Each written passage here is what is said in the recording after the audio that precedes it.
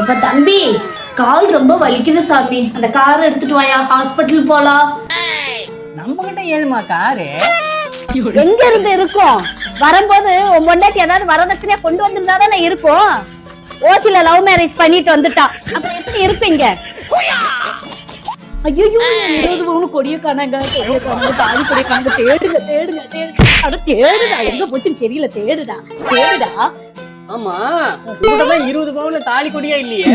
எப்படி இருக்கும்? மாமியார் வீட்டுல போட்டிருந்தா தானே இருக்கும். வாழ்க்கை பிற இப்படியே நான் தேடிட்டே இருக்க வேண்டியதுதான். அம்மாவுக்கு இந்த 32 இன்ச்சு டிவில கண்ணு தெரிய மாட்டேங்குது சாமி. நம்ம வீட்டு அட்டாளில 65 இன்ச்சு டிவி இருக்குது இல்ல, அதை எடுத்து மாட்டு சாமி. அம்மாவுக்கு அப்பயாவது கண்ணு தெரியுதான்னு பாக்குறேன். நம்ம வீட்டு அட்டானில ஏதுமா 65 இன்ச்சு டிவி? உன் மாமனார் வரதட்சணையில ஏதாவது ஒண்ணு குடுத்திருந்தாதானே இருந்திருக்கும். வர்றப்பவே வெறுங்கைய வீசிட்டு வந்தா என்ன இருக்கும்? வந்துட்டா வெறுங்கைய ஆக்கிட்டு. என்னங்க இந்த இடுப்புல சாரி பத்தி எப்படி இருக்கு?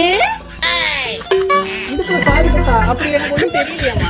எப்படி தெரியும்? எப்படி தெரியும்? இந்த வீட்டுக்கு மருமகன் ஒருத்தி வந்த உடனே இந்த வீடு ஒண்ணுதாம்மா, எல்லா ரெஸ்பான்சிபிலிட்டி நீயே எடுத்துக்கோ அப்படி சொல்லி கொடுத்தாதானே தெரியும். எல்லாத்தையும் நெஞ்சு மேலேயே போட்டு கொண்டு வரல அப்படின்னா என்ன இருப்பீங்க? எப்படி இருப்பீங்க?